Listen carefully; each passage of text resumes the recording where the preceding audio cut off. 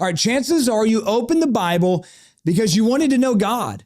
You wanted to hear his voice, to understand what people mean when they say, man, this book will change your life. But if your first stop was Leviticus or Ezekiel's visions, or especially in our day and time, the book of Revelation, it might have felt like stepping into a foreign language wrapped in ancient law code or a wild symbolic dream like you ate a bag of mushrooms. And if you walked away thinking, you know what, maybe this isn't for me, I get it. I truly do. I remember the first time I opened to Ezekiel, 3 paragraphs in, I was reading about strange creatures, fire, and wheels covered in eyes. And I thought to myself, I have no idea what is happening, but I'm pretty sure this is absolutely weird. Later, I tried to start in the book of Revelation because I thought if I could understand that,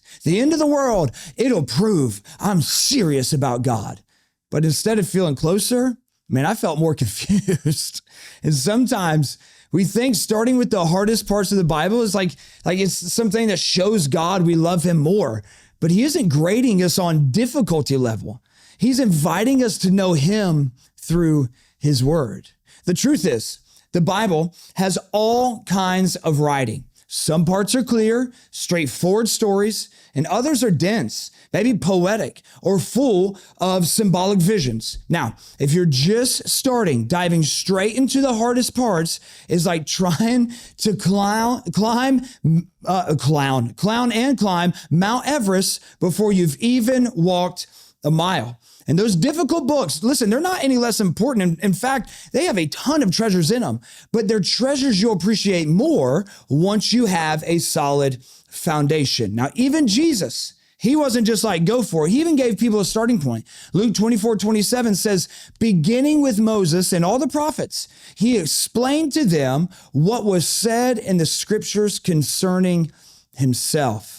He didn't just drop them into the deep end of prophetic visions without context. He started by showing them how everything pointed to him. Starting with Jesus, man, it changes everything.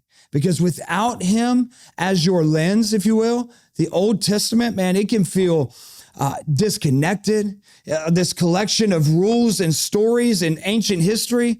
But when you know him first, the law becomes a promise of his coming, and the prophets become heralds announcing his arrival, and the wisdom books reveal his heart. It's like watching a complex movie series. And if you start with a complicated sequel, you'll miss all of the connections, right? The emotional weight that would be a part of it. All those like, oh, okay, those aha moments. But start with the main storyline. And suddenly, guess what happens? Everything begins to make sense. All the prequels, the side plots, all of it comes alive.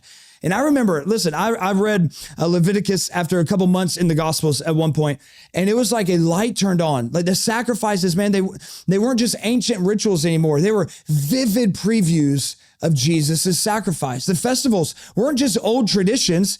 They were celebrations foreshadowing the kingdom that he was bringing. Now, here's the thing, to get practical. If you're starting fresh in God's word, right?